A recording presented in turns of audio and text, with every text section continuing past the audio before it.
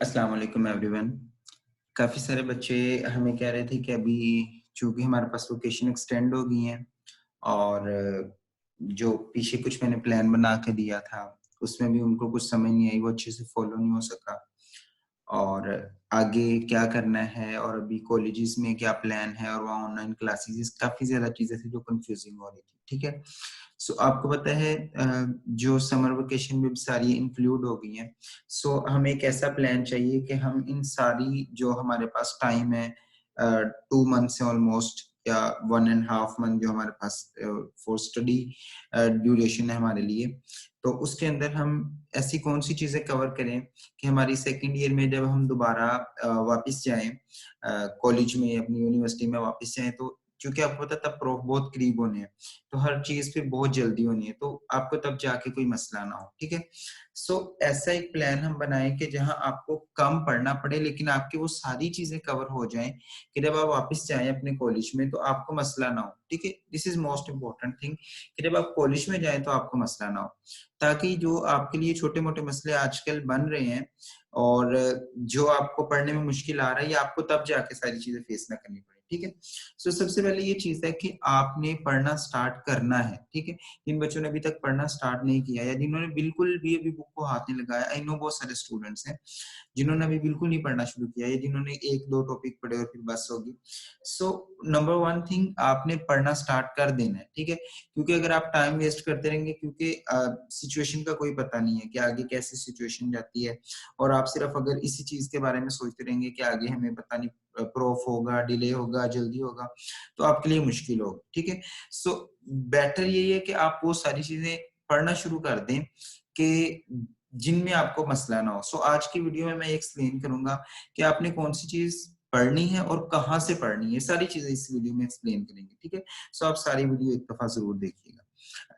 सबसे पहले आपने जो सिलेबस कंप्लीट करना है इन डेज़ में जो आपके पास 1 मंथ है या इससे आगे टाइम होगा, तो आपने 2 मंथ्स का ऑलमोस्ट ड्यूरेशन बनता है, तो आपने इसमें कौन-कौन सी चीज़ें जो लाज़मी कवर करनी है, जो आपके लिए बहुत ज़रूरी है कवर करना, ठीक है? ताकि आपको बाद में जाके मुश्किल ना हो। उसमें सबसे पहले एनाटॉमी की तरफ देखें तो न्यूरो एनाटॉमी और ग्रोथ में से सिर्फ मैंने एब्डोमेन एंड पेल्विस रखे, हेड एंड नेक नहीं रखा।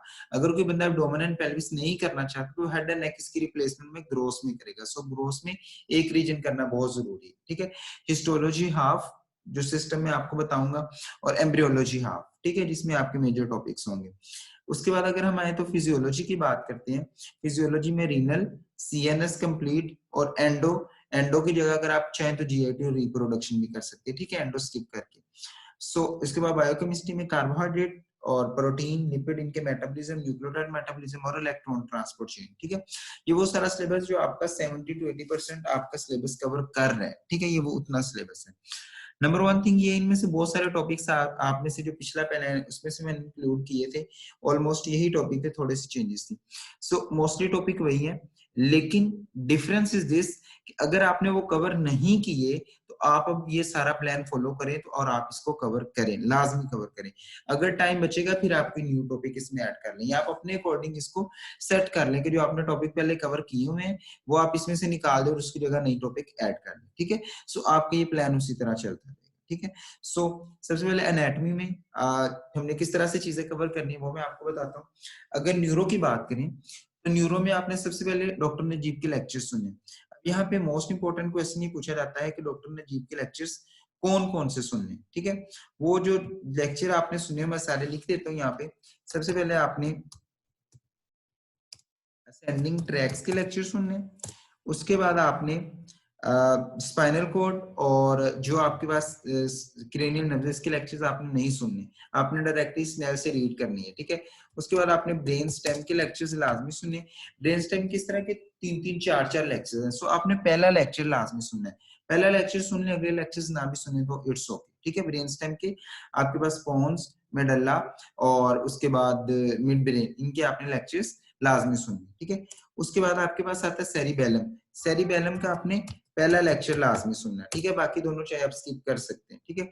उसके बाद आपके पास आ जाता है ऊपर आ जाते हैं हम बेसल गैंग्लिया, इसका लेक्चर आपने लाजमी सुनना है, ठीक है। और उसके बाद डांस ऑफ लोन, इसमें से आपने जो मोस्ट इंपोर्टेंट आपको लगे, अगर स्नेह से समझ आ रहा है तो इट्स ओके, अगर नहीं आ रहा तो आपने इसके लेक्चर थोड़ा सुन लेना। और उसके बाद थैलेमस का पहला लेक्चर आपने लाजमी सुनना, ये वो लेक्चर है जो आपने लाजमी सुनने। अगर इसके अलावा भी कोई टॉपिक आपको नहीं समझ आ रहा स्नेह से, तो या बीडी से जहां से आप पढ़ रहे हैं, तो आप बाकी टॉपिक भी यहाँ से सुन सकते हैं, ठीक है। लेकिन ये वाले टॉपिक्स आपने लाजमी लेक्चर सुनने, ये आपको फिजियो में भी हेल्प करेंगे और उसके बाद यहाँ भी आपको हेल्प करेंगे, ठीक है। सो दैट्स अबाउट कि आपने न्यूरो के कौन कौन से लेक्चर सुने। नंबर 2, आपने स्नेल से रीडिंग करनी है, वो अकॉर्डिंग टू गाइडलाइंस जिस तरह पोस्ट होती है आपके ग्रुप में, आपने उसी तरह करनी है। नंबर 3, इसके क्लिनिकल्स आपने लाजमी सुनी। अच्छा, न्यूरो के वेटेज कम है, इसके डायग्राम तो आपको प्रैक्टिस करनी पड़ती है, लेकिन इसकी वेटेज कम है प्रूफ में। लेकिन इसकी वेटेज किस सेंस में ज्यादा है कि ये आपका सीएनएस फिजियो भी कवर करवाता है और प्रूफ में वाइवा में बहुत ज्यादा सुना जाता है और इसकी ओस भी बहुत मुश्किल आती है, ठीक है। सो मेनिंजिस के लेक्चर भी सुनने की जरूरत नहीं, उसकी सिर्फ आपने स्पॉटिंग देख लेनी है, ठीक है, as it is. Abdominal and pelvis, सबसे पहले वीडियोस के मैं सारे लिंक्स आपके ग्रुप में पोस्ट कर चुका हूँ, पेज पे भी पोस्ट कर चुका हूँ, आपने वो सारे लिंक्स देख लेने। सबसे पहले आपने वीडियोस एंटीरियर एब्डोमिनल वॉल की वीडियो देखने की कोई जरूरत नहीं है, आपने डायरेक्टली बीडी से रीड करनी है। पेरिटोनियम की एक वीडियो है जो एनाटॉमिस्ट इस तरह का कोई यूट्यूब चैनल है, उसके ऊपर एक अपलोड हुई है, मैंने आपको लिंक सेंड कर दिया था, ठीक है। और इसके अलावा आपने पेरिनियम के लेक्चर सुने डॉक्टर शिवानी कुमार की, वो भी मैं ऑलरेडी बता चुका हूँ। और स्पोर्टिंग सारी की सारी आपने देखनी है, ठीक है, जो आपके विसराज हैं इसके एब्डोमिनल, ठीक है, उसकी आपने स्पोर्टिंग लाजमी देखनी है यूट्यूब से। सो आपकी ये सारी चीजें वहां से कवर होंगी। सो पैटर्न ऑफ स्टडी क्या होगा, जो आपने एब्डोमिनल एंड पेल्विस पढ़ना है, सबसे पहले आपने एंटीरियर एब्डोमिनल वॉल, वो आपने बीडी से पढ़नी है। अच्छा, उसमें सिर्फ आपके मसल्स हैं कुछ, एक मसल टेबल है और कुछ इंपॉर्टेंट चीजें हैं, सो उसको आपने जस्ट रीड करना है और उसमें से जो इंपॉर्टेंट चीजें उनको अलग कर लेना है। Peritoneum is very important, peritoneum को आपने समझना है, कॉन्सेप्ट लेना है सबसे पहले, उसके बाद पेरिटोनियम के सारे फोल्ड पढ़ने हैं और इसमें सारी की सारी आपके पास जो चीजें हैं, लेसर रोमेंटम है, ग्रेटर रोमेंटम है आपके पास, और इसके अलावा जो आपके पास है फोरामन ऑफ विस्लो है, ये आपने सारी चीजें आपसे पूछी जाती है, ठीक है, इनके रिलेशंस आपसे पूछे जाते हैं, तो सो आपने ये अच्छे से करनी है, ठीक है। उसके बाद आपने सारे विसराज की इकट्ठी वीडियोस देखनी ताकि आपको एक कॉन्सेप्ट बन जाए, आपको रिलेशन याद करने में आसानी रहे, इसलिए पहले वीडियो सारे विसराज की देख लेनी है, ठीक है। उसके बाद आपने बुक की रीडिंग स्टार्ट करनी, सो बुक की रीडिंग उसके बाद करनी। सेकंड ईयर में मोस्ट इंपोर्टेंट थिंग ये कि आपके पास रिलेशन आते हैं, सो इसलिए वीडियोस पहले रिकमेंड कर रहा हूँ कि आप सारी वीडियोस देख लें, आपको रिलेशन याद करने में आसानी रहे, ठीक है। उसके बाद आपने एटलस यूज करनी साथ साथ रिलेशन याद करने के लिए, वो मोस्ट इंपोर्टेंट है, ठीक है। और उसके बाद बुक रीडिंग में बीडी एंड केएलएम और पेरिनियम में आपको ऑलरेडी बता चुका हूँ, डॉक्टर शिवानी कुमार का लेक्चर सुना और उसके बाद आपने इसकी रीडिंग करनी, ठीक है। बाकी इसकी डिटेल जो गाइडलाइन है वो पोस्ट कर दी। एम्ब्रियोलॉजी में भी इसी तरह आपने सबसे पहले डॉक्टर विजया के लेक्चर सुनने, सीवीएस, जीआईटी और रेस्पिरेटरी सिस्टम, इन तीनों के लेक्चर्स हैं। यूरोजेनिटल का लेक्चर नहीं है, सो आप इजीली वहां से कर सकते हो। उसके बाद आपने लेक्चर सुनने के बाद आपने क्या करना है, इसको डायरेक्टली रीड करना है केएलएम से और उसके बाद इसके क्लिनिकल केएलएम से रीड करना है। और एंड पे जो आपने प्रूफ के लिए तैयारी करनी है वो आपने शर्जील से करनी है, आपने अपने नोट्स बनाते जाना साथ साथ अपने नोट्स से और शर्जील से, लेकिन जितने भी क्लिनिकल्स हैं आपके वो आपने केएलएम से करने, ठीक है। सो इस तरह आपका पैटर्न चलेगा। अभी आप फर्स्ट टाइम लेक्चर सुनेंगे, साथ नोट्स बनाएंगे, केएलएम रीड करेंगे, साथ नोट्स बनाएंगे और एंड पे आपने रिवीजन जो देनी है वो शर्जील से देनी है। आप देखेंगे कि आपको हर चीज का कॉन्सेप्ट भी क्लियर होगा, आपके एमसीक्यूज भी कवर होंगे और आपके एससीक्यूज भी कवर होंगे इंशाल्लाह, ठीक है। उसके बाद हिस्टोलॉजी, लाइक, फिरदौस और एक पीडीएफ मैंने सेंड की थी आपके ग्रुप्स में, वो आपने लाजमी करनी है, ठीक है। सो लाइक से आपने करना, हाफ आपने हिस्टो की कर ले। अच्छा, एम्ब्रियो के कौन कौन से टॉपिक करने हैं आपने, वो मैं आपको बता दूं। एम्ब्रियो में आपने जो टॉपिक्स करने हैं उसमें सबसे पहले आपका आएगा सीवीएस, उसके बाद आपकी आएगी जीआईटी, उसके बाद आपका आएगा यूरोजेनिटल सिस्टम, उसके बाद आपका आएगा रेस्पिरेटरी सिस्टम, ठीक है, रेस्पिरेटरी सिस्टम, और उसके बाद अगर आपके पास टाइम मिले तो सीएनएस, ये आपने लाजमी कर लेना, ठीक है। इतने आप लाजमी कर लेना, बाकी आपके हो या ना हो वो अलग बात है, ठीक है। सो ये आपने लाजमी कर लेने, ठीक हो गया। उसके बाद अगर हम बात करें आपके पास हिस्टो में आपने जीआईटी करनी है, अगेन यूरोजेनिटल करना है, ग्लैंड्स करने और सीएनएस करना है, ये आपने लाजमी करना है हिस्टो में, ठीक है। उसके बाद नेक्स्ट हम मूव करते टाइम कितना देना है। एनाटॉमी के लिए सबसे ज्यादा टाइम चाहिए क्योंकि सिलेबस बहुत ज्यादा है, सो आपने इसको टाइम भी ज्यादा देना है। न्यूरो के लिए आप पहले भी मैंने आपको काफी टाइम दिया था जब हमने पिछला शेड्यूल बनाया था, इसमें आपने न्यूरो को 1 वीक देना है, ठीक है। अच्छे से इसके पहले लेक्चर्स आपने देखने जिस चीज के, उसके बाद आपने करना है। मोस्टली लोग आपने इसमें से कर चुके होंगे, इससे ज्यादा भी टाइम लग सकता है, 2 वीक्स भी लग सकते हैं, लेकिन डिपेंड के आपने पहले पिछले प्लान में से कितना कर चुके हैं आप। अगर आप कर चुके हैं तो फिर तो बहुत इजी काम है कि आपने काफी सारा टाइम आपके पास बच जाएगा। सो ओवरऑल आपने 1 मंथ का फ्रेम रखना है कि आपके पास 30 दिन है एनाटॉमी के लिए, ठीक है, और टोटल 2 महीनों में से आधा टाइम आपने एनाटॉमी को फॉर एग्जांपल दे दिया, ठीक है। सो ओवरऑल इतना टाइम है, लेकिन उसमें से आपने इस तरह से मैनेज करना है। ग्रोथ का एक ही रीजन करना है आपने, 8 डेज देने, चाहे आप हेड एंड नेक करें या आप एब्डोमेन पेल्विस करें, ठीक है। एम्ब्रियो को भी 8 डेज देने, सीवीएस, सीएनएस, जीआईटी, रेस्पिरेटरी और यूरोजेनिटल 5 है टॉपिक्स जो आपके पास। जीआईटी और रेस्पिरेटरी एक एक दिन में होने वाले, बाकी आपके पास 3 टॉपिक है, 2-2 दिन आप उनको दे दें। सीवीएस को आप 3 दे दें, वो आपने मैनेज अपने अकॉर्डिंग करना है। हिस्टो आप क्या करें, चाहे तो इसके साथ साथ ग्रोथ के और इनके डेली 1-1 घंटा देते हैं, चाहे आप अलग से कर लें, आप उसको 2-2 दिन दे दें एक एक टॉपिक को, तो आपकी इंशाल्लाह इजीली कवर हो जाएंगे। अच्छा, हिस्टो में बड़ी इंपॉर्टेंट चीज ये है कि हिस्टो आपकी सेकंड ईयर की बहुत इजी है। सिर्फ आपको जस्ट हर सिस्टम की लेयर्स का पता होना चाहिए। आपको पता है कि आपकी जो कॉमन लेयर हर सिस्टम की है, उसमें मिकोजा, सबमिकोजा, मस्कुलरिस लेयर और सिरोजा और एडवेंटिशिया, ठीक है। सो आपने एक टेबल खुद से बना लेना है। फॉर एग्जांपल आप जीआईटी कर रहे हैं, तो आपने किस तरह से टेबल बनाना है। सबसे पहले आप इसोफिगस की बात करें, इसोफिगस में आप देखें मिकोजा में कौन कौन से पार्ट होते हैं, ठीक है। उसके बाद आप मस्कुलरिस में देखिए लेयर्स कितनी होती है, स्मूथ मसल की होती है, स्केलेटल की होती है, और स्मूथ की होती है 2 लेयर्स होती हैं, 3 लेयर्स होती है, और किस तरह रेंज है। उसके बाद आप सबमिकोजा में आप देख लें ग्लैंड्स, ब्लड वेसल्स, टिश्यूज, ये सारी चीजें कॉमन होती है, ठीक है। इसमें सभी सबसे इंपॉर्टेंट है सबमिकोजा में किस किस में ग्लैंड होते हैं, इसोफिगस में तो ड्यूडेनम में होते हैं, ठीक है, और सिरोजा और एडवेंटिशिया में आप डिफरेंस कर लें, ठीक है। इस तरह आपने 1 बाय 1 स्टमक में आप देखें कि म्यूकोजा सबसे पहले कैसा है, उसमें एपिथेलियम कैसी है और वो सारी लेयर्स कैसी है। उसके बाद सबमिकोजा में देखें, उसके बाद मस्कुलरिस लेयर में देखें, और इस तरह। सो आपने एक टेबल खुद से जनरेट कर लेना है जिसमें आपकी सारी चीजें अलग अलग लिखते रहेंगे इंशाल्लाह, ठीक है। उसके बाद फिजियो में देखिए रीनल करना है, सीएनएस, एंडो, जीआईटी हम पढ़ चुके हैं, ठीक है, ये आपने करना है। रीनल में आपने क्या करना है, गाइटन का चैप्टर 29, 30, 31 और 32 ये आपने गाइटन से करना है। एसिड बेस बैलेंस आपने फिर 2 से भी कर सकते हैं, और आप सतह से भी कर सकते हैं जो आपने फर्स्ट ईयर में किया था, और जेपी से इसकी डिसऑर्डर्स करनी है, ठीक है। और इसके अलावा आप गाइटन से भी कर सकते हैं इसके डिसऑर्डर्स। सीएनएस फिजियोलॉजी में जो आपके सेंसरी के पहले 2 टॉपिक्स हैं, ये आपने राशि से करने हैं, जिसमें आपका साइनेप्स वाला टॉपिक आएगा और रिसेप्टर्स वाला टॉपिक आएगा। ये आपने लाजमी वहां से करनी है, आप पिक्चर्स मंगवा लें जिस तरह मर्जी, या आपने वहीं से करनी है, ठीक है, वहां बहुत अच्छा लिखा हुआ। उसके बाद जो रिमेनिंग चैप्टर है पेन वाला और ट्रैक्स वाला, वो आपने गाइडेंस से कर लेना, और मोटर वाला आपने मोस्टली गाइडेंस से करना है, इसलिए पहले न्यूरो कर लें, ताकि जब आप मोटर वाला और सेंसरी वाला कर रहे हैं तो आपके कॉन्सेप्ट क्लियर हो एटलीस्ट, ठीक है। सो मोटर आपके लिए करने में बहुत इजी होगा। सेरिबेलम का भी आप लेक्चर सुन चुके होंगे, जो आपके पास एरियाज वाला भी चैप्टर आप सुन चुके होंगे। सिर्फ आपको पहला चैप्टर थोड़ा सा मुश्किल लगेगा, और थोड़े से आगे चैप्टर है, ठीक है, वो मुश्किल लगेंगे, लेकिन वो भी हो जाएंगे कवर इंशाल्लाह इस फ्रेम में।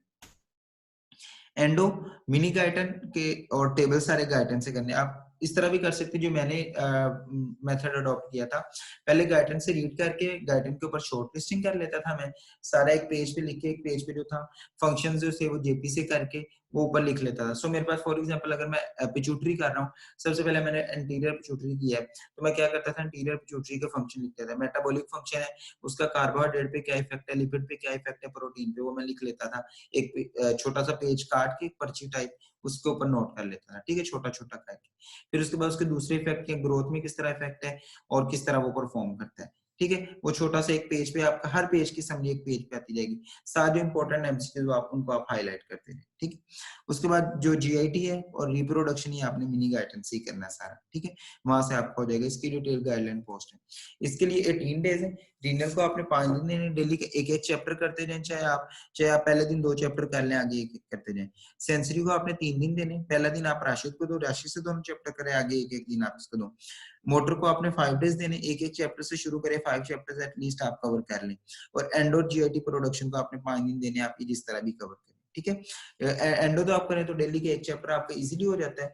6 चैप्टर है आपके, तो आप पहला पिट्यूटरी वाला और इंट्रोडक्शन वाला आप इकट्ठा कर लें, आगे आप एक एक चैप्टर करते जाएं। और रिप्रोडक्शन और जीआईटी के हैं ही 2-2 चैप्टर, तो आप इजीली इंशाल्लाह 5 डेज में ये कवर कर लें। बायोकेमिस्ट्री की बात करें तो आपने कार्बोहाइड्रेट या आपने लिपिड कोड से करना है, सिर्फ यूरिनिक एसिड जो पाथवे और पेंटोज फॉस्फेट पाथवे आपने सत्या से करना है। इंसुलिन का मेटाबॉलिज्म आप हार्पर से करना है। ये this is not included in your syllabus, लेकिन समटाइम जो एचओडीज है वो पूछ लेती हैं आपसे, एक्सटर्नल में पूछ लेती हैं, सो आपने ये करना है। लिपिड मेटाबॉलिज्म सारा लिपिड कोड से करना है। प्रोटीन मेटाबॉलिज्म लिपिड कोड से करना है, और कुछ चीजें इसकी हार्पर से करनी है, खासतौर पर जो अमाइनो एसिड्स का मेटाबॉलिज्म है ना, वो आपने हार्पर से करना है। और जो आपका इलेक्ट्रॉन ट्रांसपोर्ट चेन और न्यूक्लियोटाइड, ये आपने सारा लिपिड से करना है, ठीक है। इसके लिए आपको 12 डेज दिए, 12 डेज या 13-14 डेज जितने आप इजीली कर सकें, ठीक है। नीचे कैलकुलेशन थोड़ी सी ये रॉन्ग है तो आप देख लीजिए कितने डेज बनते हैं। सो 4 डेज आपने इन सारे देने और 1 डेज उनको देना, ठीक है। तो ये आपके 9 और 4 13 और 1 14 15 डेज बनते हैं। सो आपने 15 डेज में ही कवर करना है। ओवरऑल आपके पास 2 महीने हैं, तो आप 2 महीने में इंशाल्लाह अगर आराम से भी चलते जाए ना, डेली का 2 आवर्स 3 आवर्स पढ़ते रहें, तो आप इंशाल्लाह इसको इजीली कवर कर लेंगे, ठीक है। उसके बाद प्रैक्टिकल्स की बात करें, प्रैक्टिकल्स सेकंड ईयर के बहुत इजी हैं, लेकिन जो मुश्किल है वो बायोकेम की थोड़ी सी मुश्किल है। अभी आप बायोकेम को चाहे ना टच करें, आप अगले महीने कर लें। अभी आप फिजियो को शुरू कर दें, जब आपको टाइम मिले थोड़ा सा, जब आपको बोर हो रहे हो या कह रहे हैं आपका ना दिल करे, तो आप प्रैक्टिकल जस्ट क्या करें, उसको एक दफा रीड कर लें, ठीक है। क्रेनियल नर्व्स हैं 12 आपकी, आप उनके प्रैक्टिकल्स बिल्कुल इजी, आप उसको रीड कर लें। आप न्यूरो पहले पढ़ चुके होंगे, क्रेनियल नर्व्स के आपको फंक्शन पता होंगे, आप इजीली इसको प्रैक्टिकल्स को कर सकते हैं। रिफ्लेक्सेस है, इसमें आपको सुपरफिशियल और डीप है, या आप इजीली कर सकते हैं। ये भी आप एक दफा टेबल पढ़ेंगे तो आपको हो जाएंगे, वैसे आप एनाटॉमी में पढ़ के आ चुके होंगे, ठीक है। That's all. तो आपने इस तरह से चीजें कवर करनी है। होप सो इसमें जो इंपॉर्टेंट चीज है वो ये कि आपने ये वाले topics are most important and high yield topic, so ये आप कर लेंगे तो इंशाल्लाह बाद में आपके लिए मुश्किल बिल्कुल नहीं होगी, क्योंकि आप मेजर टॉपिक्स 70-80% सिलेबस कर चुके होंगे, ठीक है। सो आप ये वाला लाजमी कर लें, इसको आप अपने अकॉर्डिंग सेट कर लें प्लान को। जो आपके एनाटॉमी वाला आप बाद में कर लें, फिजियो पहले कर लें, बायो जो आपको इजी लग रहा है, या वो टॉपिक पहले कर लें जो आपको आता है पहले थोड़ा सा, ताकि आपका टेम्पो बनना शुरू हो जाए, ठीक है। तो इंशाल्लाह आप इजीली ये चीजें कर लेंगे इंशाल्लाह। तो thank you so much everyone. So ये वीडियो लाजमी देखें और उसके बाद रिकमेंड भी करें अपने दोस्तों को, और अपना बहुत सारा ख्याल रखिएगा, अपने घर वालों का ख्याल रखिएगा, घर में रहिएगा। Thank you, Allah Hafiz.